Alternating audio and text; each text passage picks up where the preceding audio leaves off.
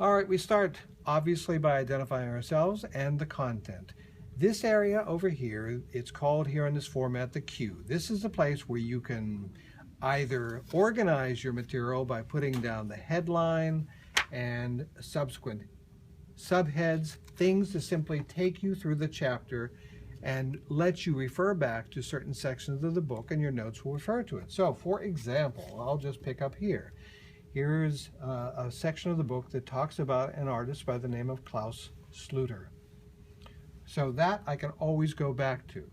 The first thing I see is they're going to be talking about one of his works, and that is called The Well of Moses. Now, fortunately, it's right here on the page, so I can refer to the text, I can refer to the image, I can refer to the caption, and I know more as each time I read a new sentence, a new paragraph, I understand it. It says here that the design was complex, so I'm going to simplify that and simply say it's complex.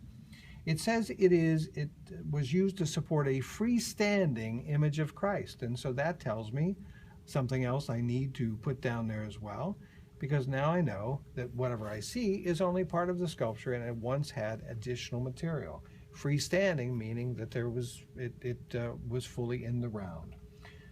Now, it also talks about the various other figures we're going to see in here as well, those who are mourning Christ's death and so forth. All these individual people, names you probably recognize from the Bible. So once again, put down the things that you need to remember. So, I mean, generally speaking, we know it's about Christ.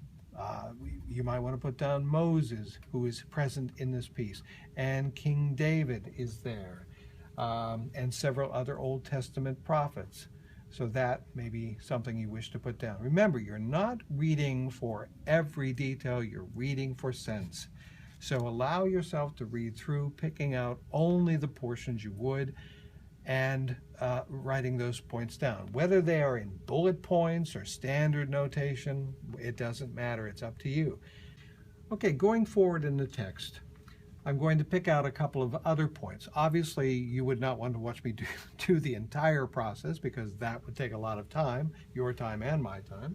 So let me just go to the next subhead I might put down there, or the next section I might put down. So I'm going through the material.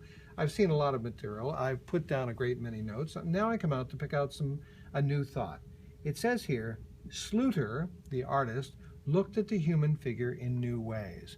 So I'm going to put down a heading here that says Schluter's approach, which is indicated in the book as to how it's different, and then talk about it. He says that the figures are apparently weighty. They seem to literally be occupying the space as if they were standing before us.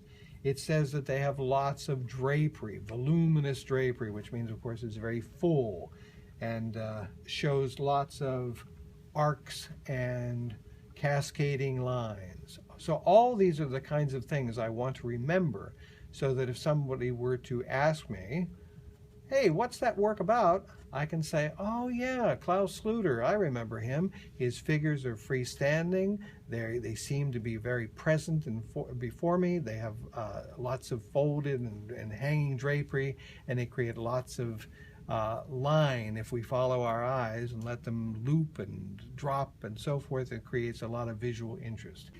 My summary down here might be something along the lines, looking at most of the material that I've been going through. I might say that I have explored the work of Klaus Schluter, who was a court sculptor to the Duke of Burgundy. It talks about his style, it talks about his methods, it talks about his materials, and it gives me enough information to remember something about Klaus and something about his work and something about who his patron was, who paid for the work.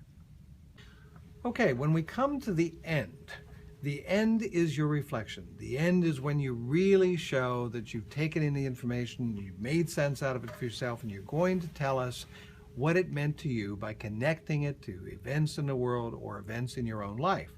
So once again, let's write rather large here just so you can see what I'm doing.